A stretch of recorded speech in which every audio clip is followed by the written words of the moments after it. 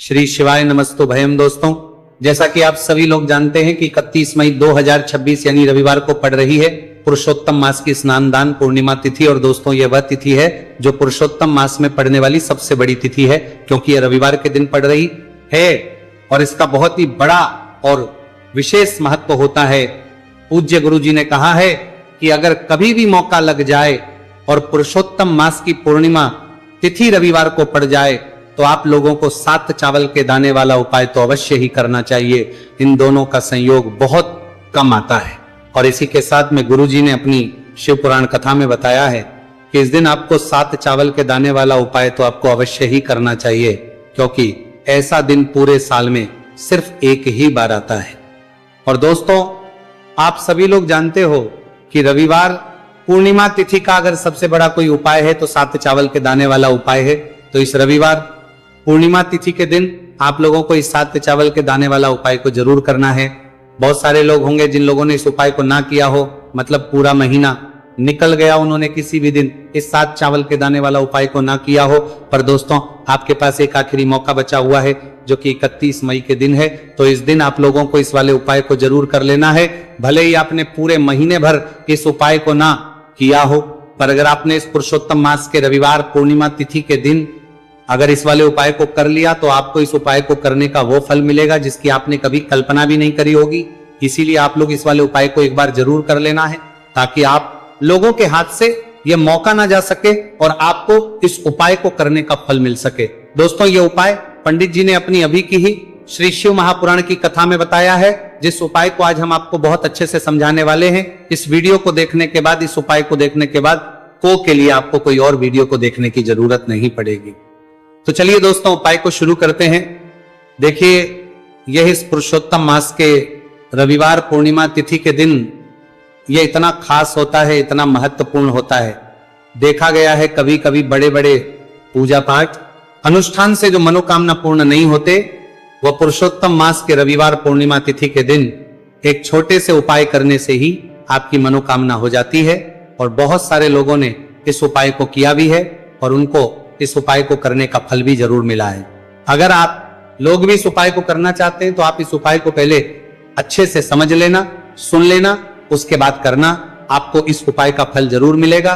और इस उपाय को कर लेने से आपके घर में चाहे किसी भी प्रकार की दुहक और समस्या क्यों ना चल रही हो, आपको उसका कारण भी नहीं पता है कि भाई यह समस्या किस कारण से चल रही है। कुछ भी कारण हो सकता है, जैसे पितृदोष हो सकता है या किसी भी तरह का मंगल दोष भी हो सकता है। तो इस दिन आप लोगों को ये वाला उपाय कर लेना है। ये एक ऐसा उपाय है जिस उपाय को अगर किसी विशेष दिन पर किया जाए तो भाई उस विशेष दिन का जो है वो तो हमें मिलता ही मिलता है, पर हमने उस दिन पर इस उपाय को किया है तो हमें उससे भी बड़ा फल मिलता है, और फल बहुत जल्दी मिलता है, क्योंकि आप इस उपाय को बहुत ही बड़े और विशेष दिन पर कर रहे हो। तो अब उपाय के बारे में बात करते हैं, लेकिन उससे पहले आप लोगों को यह जानना आवश्यक है कि आखिर यह उपाय किस समय करना है, किसको करना है और कैसे करना है।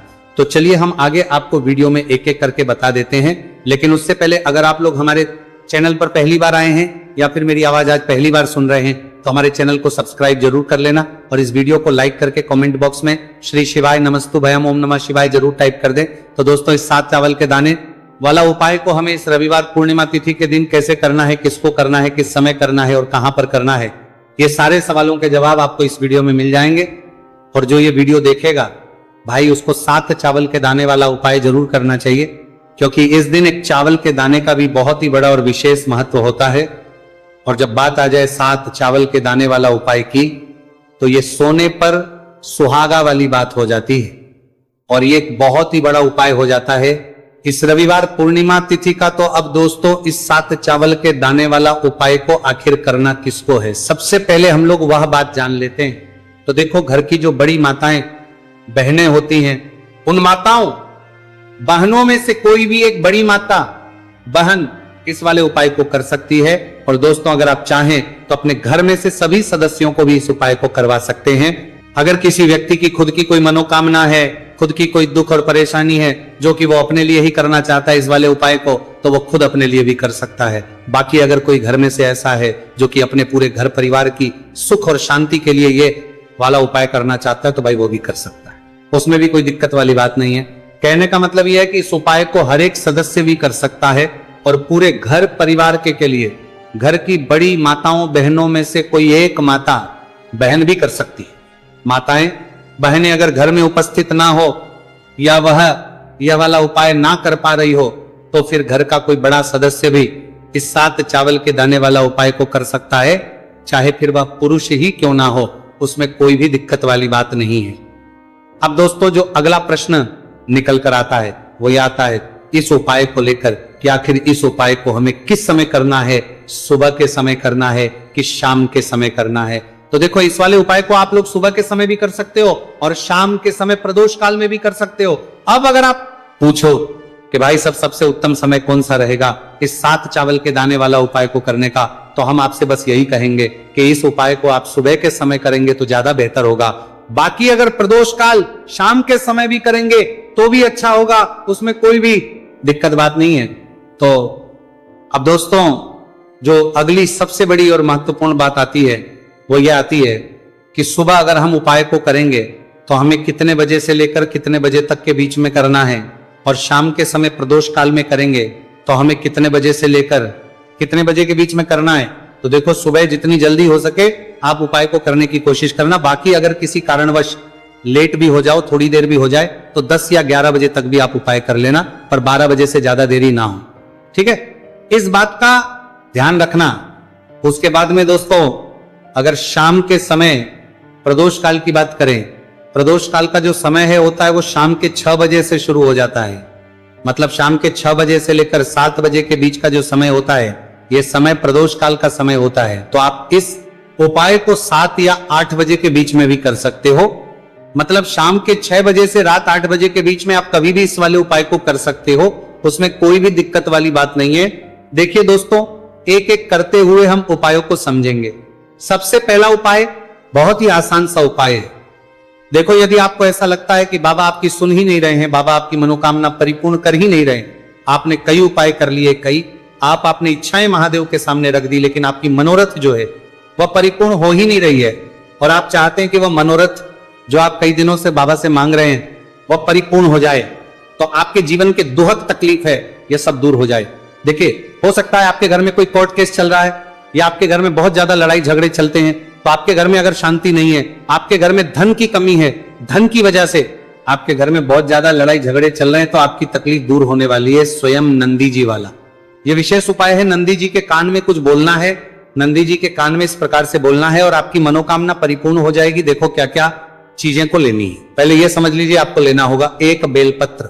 बेलपत्र 3 पत्ती होनी चाहिए, कहीं से भी खंडित नहीं होना चाहिए। ठीक है, बेलपत्र के साथ में आपको लेना है पीला चंदन, मात्र 1 बूंद, मात्र 1 बूंद छोटी सी टिकी आपको लगानी है बेलपत्र में, इसीलिए थोड़ा सा ही पीला चंदन आपको लेना है और इस पीले चंदन के अंदर थोड़ा सा जल मिला देना है ताकि गीला हो जाएगा, पेस्ट के रूप में तैयार हो जाएगा। आगे इतनी बात समझ में। अब आप क्या करना है, आपको साथ में लेना है 7 चावल के दाने।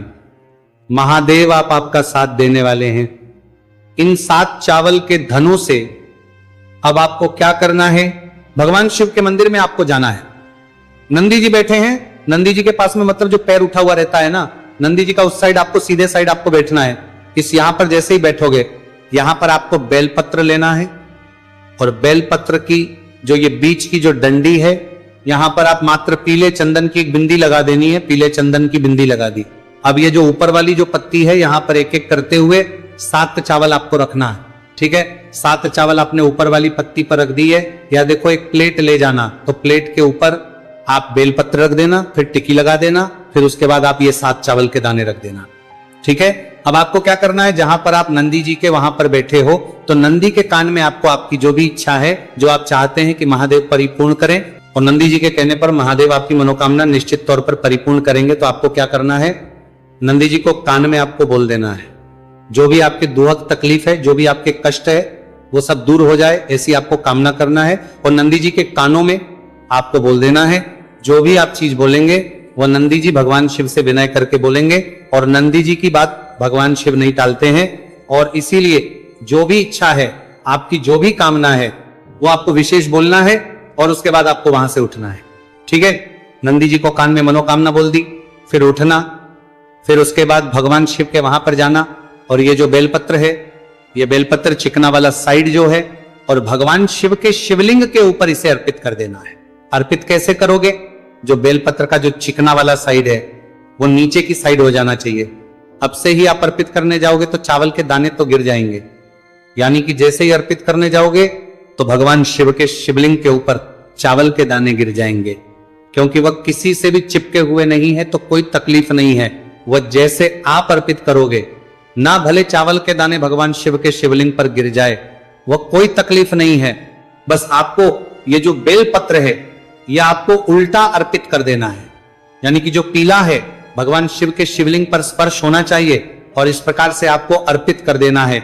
डंडी का जो हिस्सा है जलाधारी की तरफ हो जाना चाहिए। बस इतना सा प्यारा सा उपाय एक बार करके देखिए, निश्चित तौर पर महादेव आपकी जो भी मनोरथ है, जो बाबा से आप कई दिनों से मांग रहे हैं, वह निश्चित तौर पर परिपूर्ण हो जाएगी। आ गई इतनी बात समझ में? देखिए अब हम बात करते हैं दूसरे उपाय की। देखिए यह उपाय जीवन ऊर्जा का है, रविवार का दिन है और पूर्णिमा तिथि है। अगर आपके जीवन में बहुत ज्यादा अंधकार है, अगर आपके घर के जो बच्चे हैं बहुत ज्यादा सोचते हैं, या आपके घर में कोई भी ऐसा व्यक्ति है बहुत ज्यादा सोचता है, डिप्रेशन में रहता है, तनाव उसको है, तो तनाव को मुक्त करने के लिए यह उपाय है। अगर उसके भाग्य में जीवन में तेज की प्राप्ति नहीं है, तेज यानी कि ऊर्जा नहीं है, उदासी रहती है जीवन में, आलस है, तो फिर उस व्यक्ति को यह उपाय करना चाहिए। कोई काम करता भी है तो उसमें सफल नहीं हो पा रहा है, तो विशेष ये उपाय उसी व्यक्ति को करना है। देखो इस उपाय के लिए आपको क्या क्या सामग्री लेना होगी।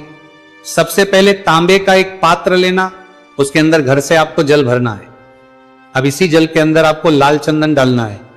एक चुटकी डालें, थोड़ा ज्यादा डालें, जितना आपको डालना है आप डालें। लाल चंदन जो होता है वो तेज की वृद्धि करता है। रविवार के दिन लाल चीजों का उपाय करना बेहद शुभ होता है, और हो सके तो लाल रंग के कपड़े पहन करके अगर आप यह उपाय करेंगे ना तो और भी शुभ होगा। यह लाल चंदन मिश्रित जल आपको क्या करना है, आपको जाना है किसी भी बेलपत्र के पेड़ के वहां पर, सुबह से लेकर के शाम तक आप ये उपाय कर सकते हैं। कल रविवार की पूर्णिमा तिथि पर सुबह से लेकर के शाम तक आप बेलपत्र के पेड़ के वहां पर जाना, उत्तरमुखी होकर आपके जीवन के अंधकार दूर हो। जो भी आप स्मरण करेंगे, आप लेट उठते हैं, आपसे कोई कार्य बनता नहीं है, आपके जीवन में रोग बहुत ज्यादा है, तो भी आप ये उपाय करेंगे तो आपको उसका स्मरण करना है कि यह समस्या मेरी महादेव आपको दूर करना है। ऐसी कामना करते हुए आपको ये जो जल है श्री शिवाय नमस्तुभ्यम का स्मरण करते हुए यह पूरा जल आपको बेलपत्र के पेड़ की जड़ में आपको अर्पित कर देना है। बहुत ही आसान उपाय है और यह उपाय हर कोई कर सकता है, तो यह मौका आपको गंवाना बिल्कुल भी नहीं है। यह हो गया दूसरा उपाय। अब हम बात करते हैं अंतिम उपाय की, तीसरे उपाय की। देखो ये उपाय बहुत ज्यादा खास है। शिवलिंग पर चढ़ा जल 3 जगह आपको लगाना है, आपके शरीर में, और आपकी बीमारी दूर हो जाएगी। देखो अगर आपको कोई बीमारी हो गई है और बार बार आप डॉक्टर को दिखा रहे हैं, डॉक्टर ने बोला 5-10 दिन अगर आराम नहीं होगा तो आप एडमिट हो, या आपके शरीर में कोई रोग है जो कई दिनों से है और आप चाहते हैं कि वह रोग आपका दूर हो जाए, तो यह रोग आपका निश्चित तौर पर दूर होगा। बहुत ही आसान सा उपाय है, घर का कोई भी व्यक्ति यह उपाय कर भी सवालों है सकता है, यह रोगी व्यक्ति भी यह उपाय कर सकता है। मात्र तांबे के पात्र के अंदर 1 लोटा जल लेना है और आपको आज के दिन यानी कि रविवार की पूर्णिमा तिथि के दिन आपको जाना है भगवान शिव के मंदिर में। और अब आपको क्या करना, इस उपाय को समझना। 1 लोटा जल है, अब आपको भगवान शिव के शिवलिंग पर सबसे पहले गणेश जी के स्थान पर, कार्तिकेय जी के स्थान पर, माता अशोक सुंदरी वाले स्थान पर, पार्वती माता के हस्तकमल पर, फिर भगवान शिव के शिवलिंग पर आपको अर्पित कर देना है। जैसे ही जल जलाधारी के वहां पर आएगा ना, वो जल आपको झेल लेना है। ठीक है, जल झेल लिया आपने, अब आपको क्या करना है, महादेव से प्रार्थना करना है कि यह बीमारी दूर करने के लिए मैं मेरे घर पर लेकर के जा रहा हूं इस व्यक्ति को। यह व्यक्ति जो है ये बीमार है, इसकी जो परेशानी है ये आपको दूर करनी है। ऐसी कामना करते हुए आपको घर पर लेकर के आ जाना है। जो भी व्यक्ति बीमार है वो खुद स्वयं उस जल को छुए और उसे 3 जगह लगाना है। एक सबसे पहला नाभि पर लगाना है, शिवलिंग पर जड़ जल, फिर दूसरा जो है मस्तक सिर पर, जहां पर हम तिलक करते हैं ना बीचों बीच में यहाँ पर इसे यहाँ पर आपको जल लगाना है, और तीसरा जो है सिर पर आपको जल लगाना है। देखो यहाँ पर एक चीज समझना, जब नाभि पर आप मणिपुर चक्र में आप जल लगाएंगे, थोड़ा सा जल वहां पर लगाना, फिर उसके बाद जब दूसरा आज्ञा चक्र में आप जब जल लगाओगे ना, तो 3 त्रिपुण में दूर होना शुरू हो जाएगी। ये उपाय आप रविवार के दिन कर रहे हो ना, ज्यादा जल लेकर के आना, ताकि आप सोमवार, मंगलवार, बुधवार, गुरुवार, शुक्रवार तक आप ये जल का कर सको।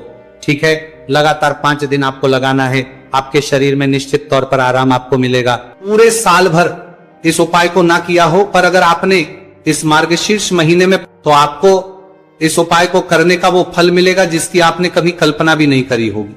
इसीलिए इस हल्दी दीपक वाले उपाय को एक बार जरूर कर लेना, ताकि आप लोगों के हाथ से यह मौका ना जा सके और आपको इस उपाय को करने का फल मिल सके। दोस्तों, ये उपाय पंडित जी ने अपनी अभी की ही शिव महापुराण की कथा में बताया है, जो इस उपाय को आज हम आपको बहुत अच्छे से समझाने वाले हैं। इस वीडियो को देखने के बाद इस उपाय को समझने के लिए आपको कोई और वीडियो को देखने की जरूरत नहीं पड़ेगी। तो दोस्तों, इस उपाय को आपको कैसे करना है, कब करना है, कहां पर करना है, और उपाय को करते समय आपको किन किन गलतियों को नहीं करना है, और आपको किन किन बातों का ध्यान रखना है, ये सारी जानकारी हम आपको इस वीडियो में देंगे। तो चलिए भक्तों, उपायों को शुरू करते। अगर आप भी चाहते हैं कि महादेव जी का आशीर्वाद आप पर सदैव बना रहे, तो वीडियो को लाइक करें, चैनल को सब्सक्राइब करें, और कमेंट बॉक्स में हर हर महादेव जरूर लिखें। तो दोस्तों, यह थे पूज्य गुरुजी द्वारा बताए गए कुछ बहुत ही खास उपाय। अगर आपको जानकारी अच्छी लगी हो तो वीडियो लाइक करिएगा। मिलते हैं फिर एक नए वीडियो के साथ। श्री शिवाय। पूरे साल भर इस उपाय को ना किया हो, पर अगर आपने इस मार्गशीर्ष महीने में, तो आपको इस उपाय को करने का वो फल मिलेगा जिसकी आपने कभी कल्पना भी नहीं करी होगी। इसीलिए इस हल्दी दीपक वाले उपाय को एक बार जरूर कर लेना, ताकि आप लोगों के हाथ से यह मौका ना जा सके और आपको इस उपाय को करने का फल मिल सके। दोस्तों, ये उपाय पंडित जी ने अपनी अभी की ही शिव महापुराण की कथा में बताया है, जो इस उपाय को आज हम आपको बहुत अच्छे से समझाने वाले हैं। इस वीडियो को देखने के बाद इस उपाय को समझने के लिए आपको कोई और वीडियो को देखने की जरूरत नहीं पड़ेगी। तो दोस्तों, इस उपाय को आपको कैसे करना है, कब करना है, कहां पर करना है, और उपाय को करते समय आपको किन किन गलतियों को नहीं करना है, और आपको किन किन बातों का ध्यान रखना है, ये सारी जानकारी हम आपको इस वीडियो में देंगे। तो चलिए भक्तों, उपायों को शुरू करते। अगर आप भी चाहते हैं कि महादेव जी का आशीर्वाद आप पर सदैव बना रहे, तो वीडियो को लाइक करें, चैनल को सब्सक्राइब करें, और कमेंट बॉक्स में हर हर महादेव जरूर लिखें। तो दोस्तों, यह थे पूज्य गुरुजी द्वारा बताए गए कुछ बहुत ही खास उपाय। अगर आपको जानकारी अच्छी लगी हो तो वीडियो लाइक करिएगा। मिलते हैं फिर एक नए वीडियो के साथ। श्री शिवाय।